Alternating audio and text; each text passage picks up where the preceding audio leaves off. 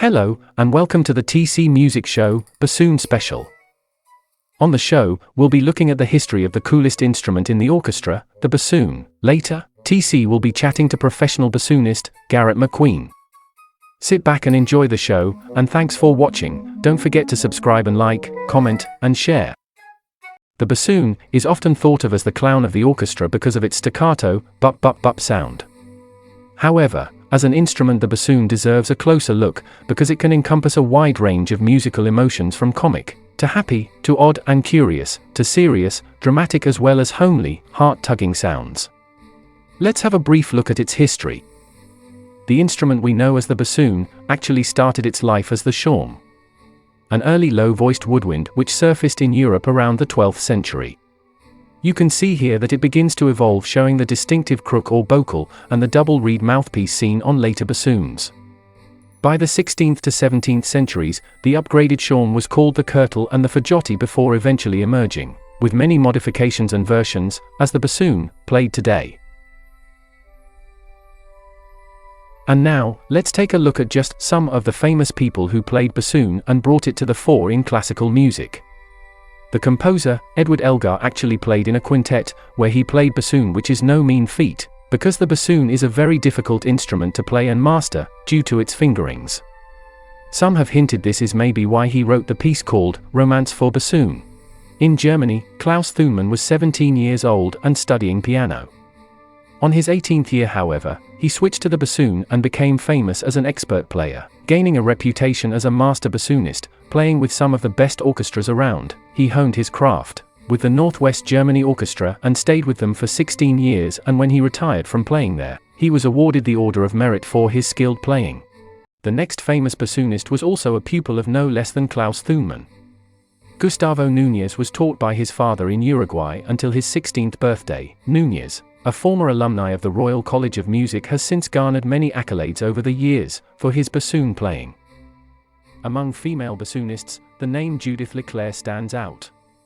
Born in 1958, Leclerc began studying bassoon at 11 years old and was one of the youngest professionals when, later, at just 15 years of age, she made her debut with the Philadelphia Orchestra. She's known for playing on one favorite instrument only, a valuable 1937 Heckel bassoon. Leclerc also plays chamber music and sits on the faculty at the world-famous Juilliard Music School. The repertoire of the bassoon has grown over the years as various composers wrote for it, from the periods Baroque to classical and Romantic to modern day. They include Vivaldi, Telemann, J.S. Bach, Mozart and Giuseppe Verdi, who composed 39 concertos for it. Among the modern composers writing for bassoon, we find the pianist Glenn Gould, Paul Hindemith and Prokofiev, to name just a few. I hope you've enjoyed this little foray into the world of the bassoon. And next, special guest, professional bassoonist, Garrett McQueen. As a bassoonist, Garrett has played with a myriad orchestras and in addition, is a music activist, strongly advocating and pushing for recognition for little-known black and other minority composers. He has made various television appearances, has his own radio show podcast, Triloquy. Okay. Hello folks, and welcome to another special edition of the Tapping Composer Music Show. And with me today I have the honour of speaking to an amazing man, I must say, an amazing young man. Wish it was his age again. This guy played with every orchestra you could think of. He's been on various music education schemes. He's on television. He's on radio. He is the ubiquitous Garrett McQueen, bassoonist of the highest order. How's that for an intro, Garrett? That is an incredible intro. Thank you so much. Nobody ever gives me an intro like that. They just say, oh, it's him coming again. It's just him, you know. So honored to be here. Thank you. Oh, good. Can you turn your audio up a wee bit? You're a wee bit quiet at my end. All right, how's that? Is that better? Wee bit more. Even better? That's a wee bit better. I think it's because you're quite a quiet guy, and I'm being a Scotsman, I'm deaf. You ever tried talking to deaf people? You need you need earmuffs because you have a sore ear by the time you go home. Well, hopefully this is loud enough for you. That's fine now. Now, Great. I remember the last time I spoke to you, Garrett, I said to you, you're such a busy person. Do you ever meet yourself going out the door as your other self is coming in? Because you always seem to be on the go. I mean, seriously though, you are involved in a myriad projects. I mean, where do you find the time and the energy to keep up with that volume of commitment?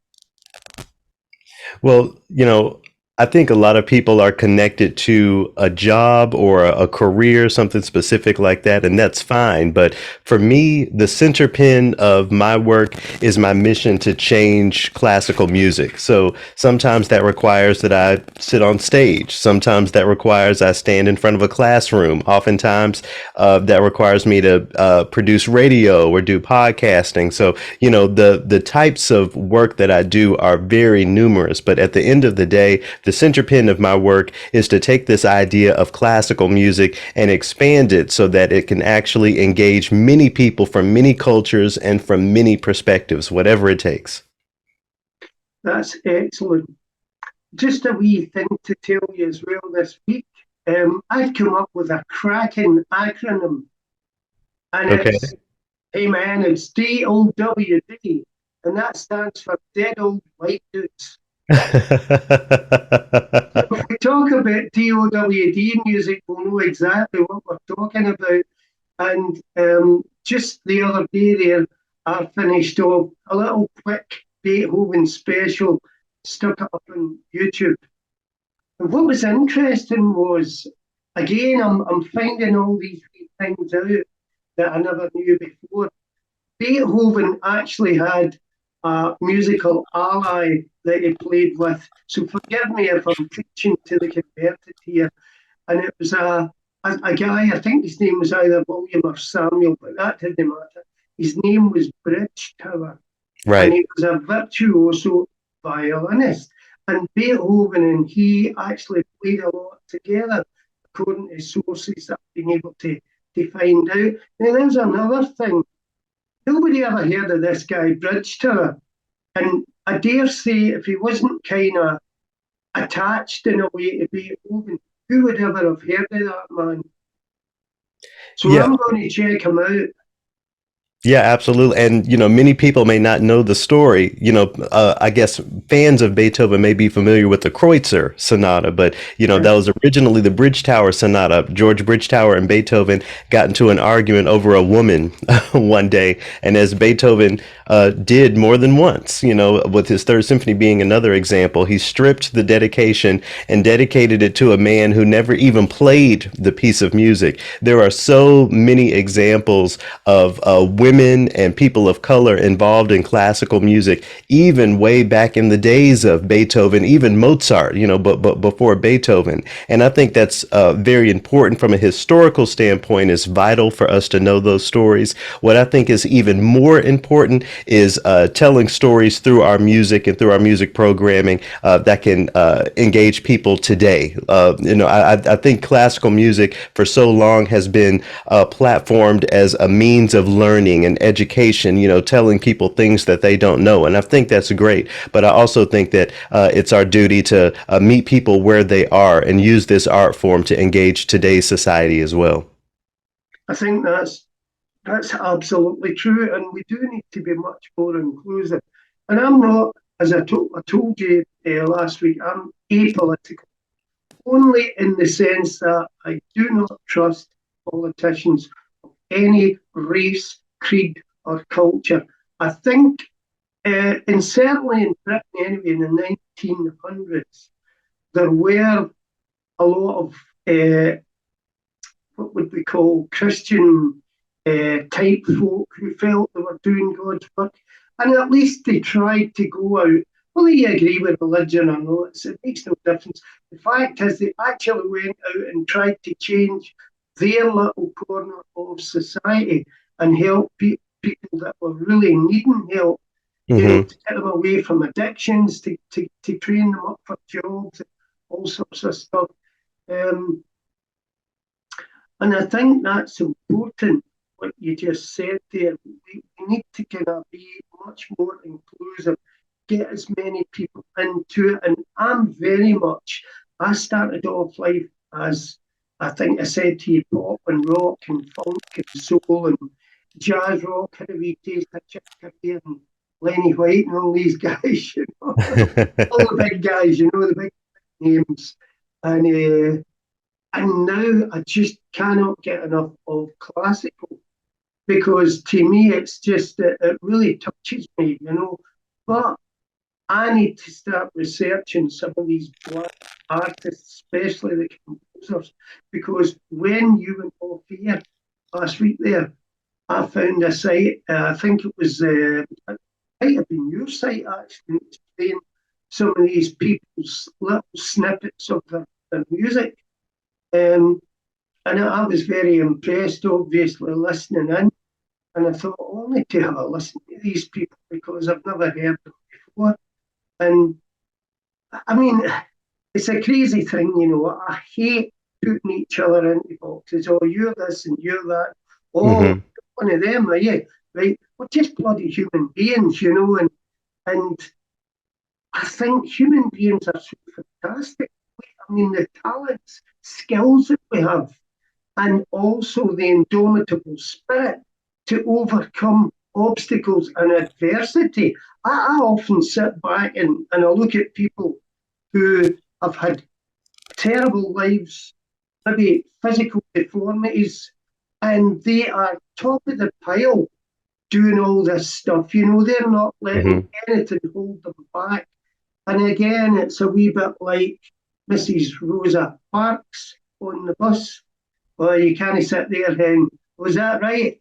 Well, I'm sitting here, my bloody feet's sore.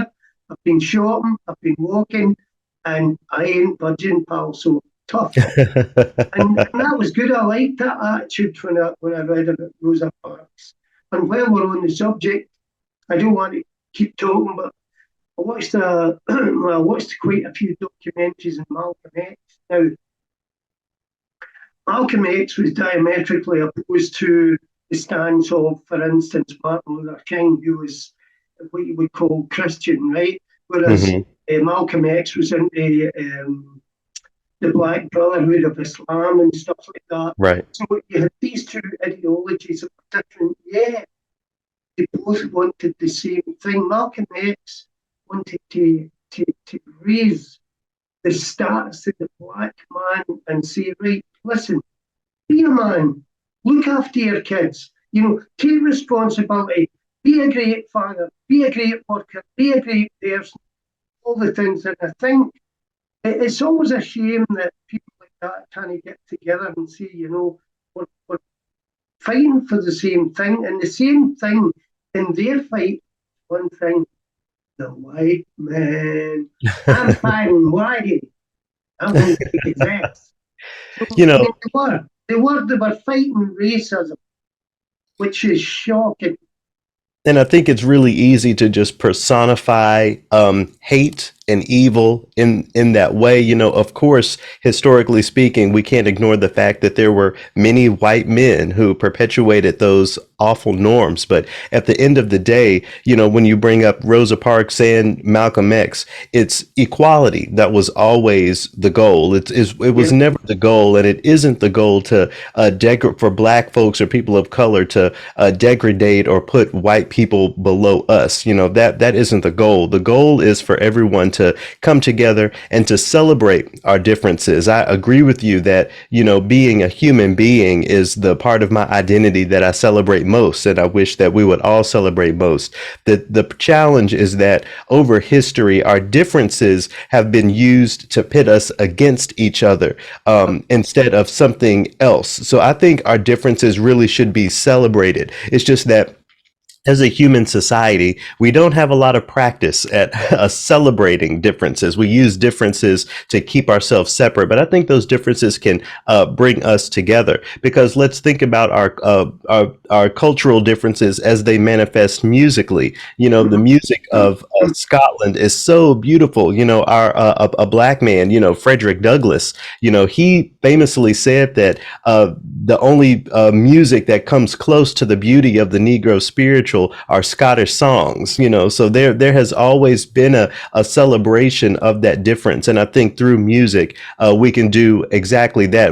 By celebrating our musical differences, that can be a stepping stone, step one towards celebrating our differences in the food we eat, the clothing we wear, the types of language that we speak. So I think that's so vital. And, you know, because you mentioned both Rosa Parks and Malcolm X, you know, I think it's important for people to know that there are pieces of orchestral music written and inspired by both of those people. There's a brilliant piece called Rosa Parks Boulevard. I'm forgetting the composer right now, but it sort of tells the story musically of, you know, her famous story of sitting on the bus and those things. And then Malcolm X, there's this brilliant composer named Anthony Davis who wrote an opera on the life of Malcolm X back in the 70s. Of course, you know, Malcolm X hasn't always been a celebrated figure amongst certain communities. So it's taken some time for that opera to really gain the traction that it deserves. But I'm actually going to see it at the Metropolitan Opera in New York this fall. So, you know, there again, as I keep saying, there are so many stories that music can tell us, even stories about historical figures like Rosa Parks and Malcolm X. Once we learn how to take those musical differences that we have amongst each other and celebrate them, we can use that as a stepping stone to celebrating all of our differences toward the ultimate goal of celebrating our humanity, the beautiful tapestry that it is to be a human being. Absolutely. I mean, for me, I mean, as much as I come from well, I wasn't always a Christian, if you like. My parents weren't particularly churchy people. Um, so I just kind of grew up. I got sent to Sunday school, I dare say, just to keep me and my sister out of the way. Sunday school was a kind of babysitting thing, I suppose, for my parents, you know, get them off to Sure. Sunday school, and that was it. And I was always in the sin bin. They used to call it, it was like a corner stacked with these stackable metal chairs with the canvas backs. And it made a kind of square. And if you were a bad boy, you got shoved in the sin bin. So I was always in the sin bin. So I missed out on the sweeties that were doled out. But the point I was going to make anyway was between Martin Luther King and Malcolm X, without denigrating King's great work or his oratory speeches and stuff, and his passion for equality. To me, the man that spoke to me the most, strangely enough, was Malcolm X, and I really felt a kind of connection with Malcolm X, even though I'm not into religion and blah blah and all the rest of it, but I just felt a connection with what the man was. I felt he was a straight down the line guy. You know, you feel that thing in your soul and you think, oh, I'd love to have met that guy. Because I just felt when I was listening to him, I thought, there's a man I could believe, there's a man I could trust in. And unfortunately, as is the case with human beings, both King and Malcolm X got basically the Judases in their ranks among their own people who were willing to sell out, I dare say, manipulated by the CIA, who were quite Hmm. happy to see the black folks squabbling and stirring the pot, if you like, because that suited them fine. Keep the blacks fighting and we'll be okay. And I don't think Martin Luther King and Malcolm X really realised what was going on.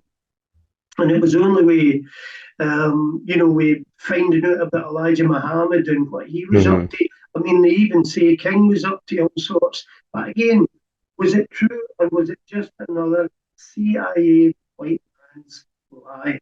I don't know because I wasn't there. But I do know that somebody has been manipulating humanity since the dawn of time. And today, my own belief is that we are still being manipulated over issues like colour, creed, class, whatever it might be. There's always somebody there stirring the pot and making capital out of us. And it's time we woke up and said, no, I'm not playing that game. Yeah. Anyway, Yeah, I absolutely agree. And really, what I like to encourage people to think about is how that concept applies directly to music. This idea of manipulation and keeping people fighting amongst each other so they can't change the status quo. I see the very same thing when we talk about our orchestras and our opera houses. There's so much out there that keeps marginalized communities fighting each other. So here in the United States, you have Afro Americans who oftentimes are at odds with Jewish people, who are at odds with people who are Hispanic or Latino, and folks who come over from Asia. So when we have all of this infighting going on, we don't have the opportunity again to celebrate those differences toward helping our arts institutions do something better. Every time an orchestra programs a concert that has Beethoven, Brahms, and Mendelssohn. We spend so much time fighting for spots in these orchestras, or doing what we can to be deemed as acceptable or excellent by these institutions, except instead of collaborating, instead of building our own and challenging this status quo in a real way. So I absolutely agree with what you've just said. There's always been manipulation at play. I think it's very easy for people to see the arts as this sort of benevolent sort of ecosystem where that doesn't happen, but it actually applies to classical music as well. And that's a big thing that I try to help people understand so that we can actually make some changes in this field of the arts. you're absolutely right. And I mean, one of the things I think that has been helpful has been the young classical folk, the guys and gals, because they've ditched the penguin suits. They're breaking down the barriers. They're playing with rock bands, prog bands, pop acts, this, that, and the other, because their common bond is the music. They are musicians. The other folk are musicians, it's just a different type of music. It's the music that ties them together. Now, you would have never got that, say, even 50 years ago.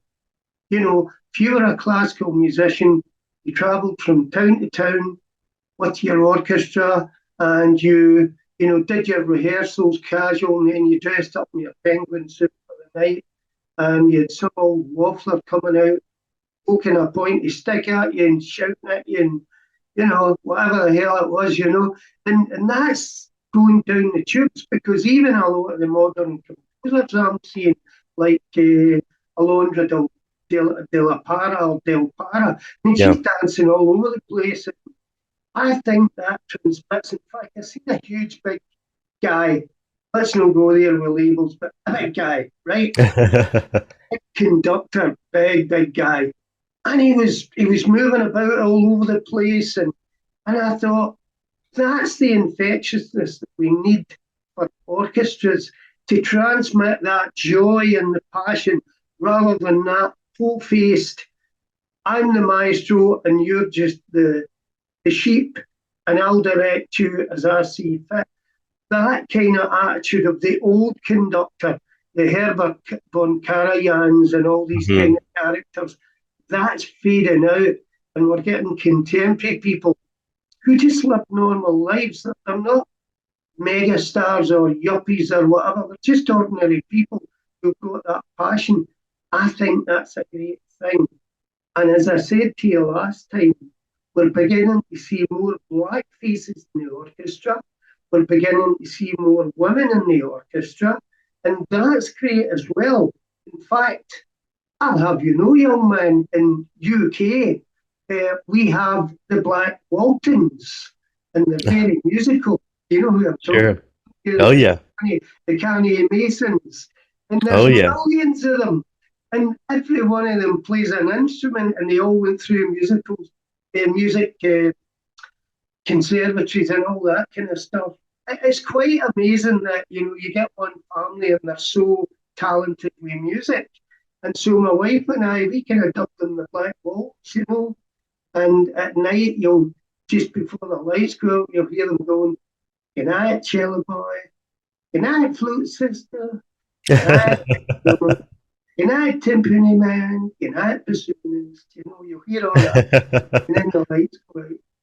You know, and also it's worth noting Chi Chi Nwanoku and the ensemble Chiniki. You know, I've had the opportunity to collaborate with Chi Chi and many of her musicians. I think the next step, as we're beginning to see more minority faces, minority voices in these spaces, is to get more minority composers into the conversation. You know, here in the United States, we celebrate Samuel Coleridge Taylor for many reasons and his incredible music. You know, there are many more, even those who are alive today. Mhm. I think you're right. You're absolutely spot on. It's the only way we'll kind of improve that genre. I Right. nearly said the word sanitize, but that sounds a bit like the Nazi camp. We must sanitize the orchestra. There are too many lower class, Yeah, maybe. Yeah, maybe upgrade or yeah. Yes, yes. Oh no, that sounds like the Cybermen out of Doctor Who. You will be upgraded. So we don't want to call it that. Let's just That's true too. right, Garrett. We have 15 minutes left, so let's make the best of that. And I want to get you back again because I could talk to you all day, young fella. I really could. Tell us about how you got into bassoon. Sure. So I grew up in the. Sorry, I think my microphone is on the fritz here. Sorry, one second. Here we are. Okay, so I'm no longer a Christian. I practice Buddhism. I practice Nichiren Buddhism. But as a kid, I was a part of the Black church, and that's where I learned how to sing. That's where I learned what a melody was. So music education and musical training was always a huge part of my childhood. So when I became 11 or 12 years old, and I went to middle school, I decided that maybe I had enough musical training as a singer. How about I learn how to play an instrument? So I signed up for the band. I walked into the band room, and the band teacher handed me a bassoon. So it's pretty unceremonious. It just sort of happened, and It's it like, worked out. so So that was it's on over this 20 years bassoon. ago, 25 years ago. Wow. So, I mean, it was just a case of what instrument can you play? It was just right there, yours, a bassoon, right, go away. Oh, sorry. Say that again. It wasn't a case of what can this young lad, what would he like to play? It's just a case of, right, there's a bassoon, go away and Yep. practice. Indeed, yep, indeed. And I did learn to play others along the way. So, about 3, 4 months later, I picked up the flute, and I've loved playing the flute for all my life. There's piano, guitar, oboe, all percussion, all sorts of things. But bassoon is definitely my first love, and it's been a great journey. Well, guess what? I'm buying a cornet on Tuesday. Oh, Uh, really? A cornet? Got my local music guy and I said, "Have you got any cornets?" I hope he doesn't order me a bloody trumpet because I don't want a trumpet. I want a B flat cornet. I'll tell you why. I love the sound of the French horn because this might sound. Have you heard of kinesthesia? Mm-hmm. Where it's like you can see a shape for a sound. Well, Exactly. when I listen to French horn, it always sounds like that. Oh, it's like a circle. It's like a Mm-hmm. small ring being blown, and there's no sharpness to it. It's just this gorgeous softness that comes out of it. And I find the wee cornet that they use in the brass bands and other brass ensembles sometimes, I find that a more pleasant sound than the trumpet. The trumpets, even when the trumpet's being soft, there's still an edge to it. It's like, excuse me, it's like writing a line in pencil. There's still a defined edge. Whereas with Mm-hmm. the cornet, it's like the French horn. It just comes out, and you can't you can't see like the corners or anything. Does that sound daft the way I'm describing it? It's just really a soft sound. So I thought that'll do me. Yeah. And you know why I'm buying it? This must be the daftest excuse. Daft, by the way, in Britain means stupid, silly, right? Daft just means, oh, he's stupid, he's daft. So this must be the daftest excuse for buying a cornet. But over the last couple of years, I've had a dream about going into a music shop, picking up a trumpet and just tootling away.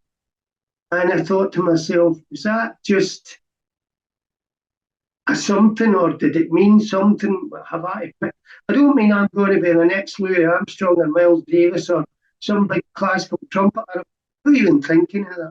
I just felt maybe I should try. And because what I want to do, being a composer, I like to write a lot of tunes, and I could maybe play something on my cornet towards that. Right, next question. I do have to say, I did try the trumpet in my music education classes. Brass is not my gift, so I tip my hat to all of the brass players out there. Fair enough, fair enough.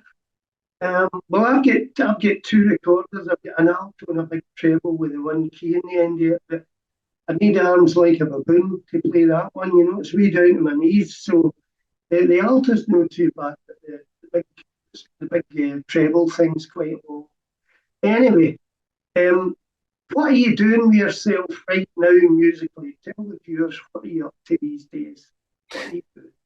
Yeah, so the main part of my work is I support living composers. So there's an organization called the American Composers Orchestra. We are an orchestra and we give concerts in Carnegie Hall, but we also support living composers through our composer advancement initiatives where we put out open calls and we identify emerging composers who haven't really had a chance yet to be performed by orchestras, and we match them with other orchestras so that they have a chance to really spread their wings and become notable as living, breathing composers. Among the two of the or a few of the more famous living composers who we have helped platform include Jennifer Higdon, Jesse Montgomery. There's a composer named Carlos Simon. You know, all of these people who are rising the ranks. But there have been hundreds of composers who we've supported, and I'm very excited to do that work. But in addition to doing that work, I also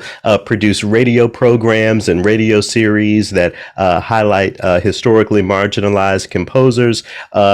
Two seasons, two series of a show called The Sound of 13. I've also done ones called Gateways Radio and Noteworthy. So there's always a lot going on, and I'm really excited to spread the good word in that way. And then as a bassoonist, I still do some work, but it's primarily in the world of new music and experimental music. So maybe some viewers may be familiar with the tradition of graphic scores. So scores that look more like images or paintings than traditional music. There are many composers who are interested in that sort of work. I also play a lot of chamber music these days that highlights marginalized composers. And, you know, as I said at the beginning of our conversation, the end goal is changing the classical music ecosystem. So I don't do all of these things to, be awarded or lauded or anything. I just take every opportunity that I have to spread my love for new music and living composers with the world,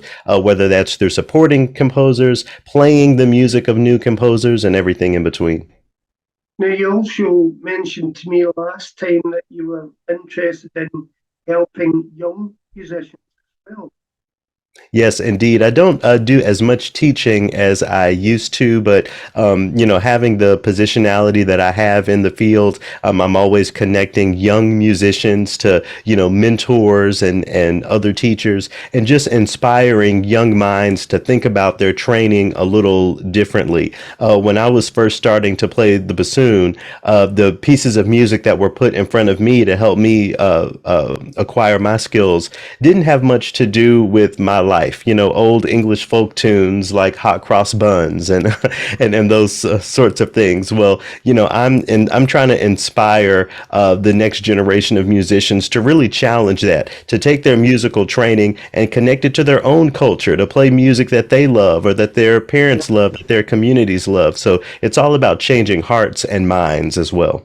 Yeah, I mean, I can understand this. I understand that because what on earth just gave me an image there of an angry old white dude sitting in a chair filtering in the sun. That was your hot cross buns. Oh. Very good, very good. Well, I'm a bit of a joker. Right, so what's your next project? What are you getting involved in next?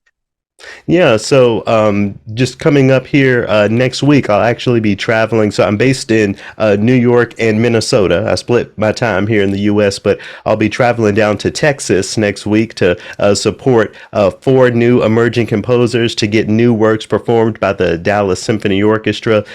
Following that, I'll be continuing my work on my newest radio series called Noteworthy Classical. They're little 2-minute modules that play over radio stations to just shine a light on composers and music that they may not be familiar with. The my podcast, the Triloquy podcast, TRILLOQUY, that comes out every week. I'm in season 5 of the Triloquy podcast, so very excited about that. And then later on this summer and this year, I have a few local chamber music concerts that I'm participating in. So lots of things on the docket. Also looking forward to getting a little bit of rest. Summer is a good time to, take a few days or so to catch your breath. So I'm looking forward to that as well. Yeah. Well, I was going to say I need to have a wee listen to that Triloquy because last time we spoke, I had a look at all these different things, including the Triloquy podcast. So I'll be putting that on my list as well for a wee Great, listen. thank you. I mean, again, you must find this as well. I mean, because you're married as well, aren't you? Oh, I'm not married, but my partner and I have been together for 6 years, so happily together, but not yet married. And never mind about the noman, the nomenclature. That doesn't matter. But you're with somebody, and you've got a kid, have you not? You've got a Say it child. again, sorry. You have a child. Oh, no, I'm also childless. Yes, I'm far too busy What? at this time. Yeah, but but who knows what the future holds? I thought I saw a photo of you and a woman and a wee kid. My maybe my sister. My Okay, sister that's has what it 2 kids. was. Yeah. Guilty of the sin of assumption. So, see, when you talk about this experimental stuff you're doing, what, like, is it like John Cage type stuff? Is it weird and wonderful or abstract music or what? Yeah, it is a lot like that. One thing that I will note is that when we think about experimental music, people like John Cage are the first to come to mind. But even in that world of classical music, there have been many women composers and composers of color who have engaged that as well. One name that I would encourage everyone to become more familiar with is Julius Eastman. So he was a black composer who lived in that world of experimental music. And there are many of us who are following in that tradition. So experimental music that shines a light on civil rights, that shines a light on Black Lives Matter or police brutality, or Black joy, those No, sorts of you're things. So lying. there is a tradition there. Now I know you're lying. Police brutality. There's no such thing. Unfortunately, that isn't true. But yeah, but there's so As much we music that we can use to heal those wounds and to have those conversations. as we say in Scotland, don't get me started. Because I see them all the time. So you get it's like everybody else. Some people, when they put on their uniform, they're good, and some people are like little Hitlers. They kind of get the God complex. I've got a hat and I've got a bat and I've got a gun, and they forget about how to deal with ordinary people. I had Right. a friend who's actually a police inspector on a little island in Scotland, and he's one of those guys that uses common sense, not just charging in and battering people and stuff like that. I mean, people like that should never have been in those jobs in the first place. And also, if they're guilty of, what shall we say, using excessive force and violence, they should be in the nick. They should be jailed up, same as some criminal guy, because their behaviour is criminal, their actions are criminal. So they should be banged up. But we all know we haven't got the time to go on about systems. They all back each other up and they close ranks. And, it's very difficult to kind of open a door there because they just close ranks when it comes to these things. Yeah, I mean, Nobody's it ever goes all the way stopped back to us. changing. It goes all the way back to changing hearts. I believe that these police people have to be dealt with. I also believe that through dialogue, through something, we can change their hearts. As an example of how we can change the hearts of all humanity. Right, we are almost at the witching hour, young man. I would love to speak more, but you only get 15 minutes free. Um, so, are you quite happy to come back again for another little round? Oh, absolutely. And who knows, maybe in person one of these days. I would love to visit your part of the world. Well, you need to come to Spain then, where it's nice and sunny. Indeed. I was born in Right. Madrid, actually. Well, where are you? Yeah, yeah, I was. Both of my parents were military, so they were based there, and I spent the Oh, so first few years right.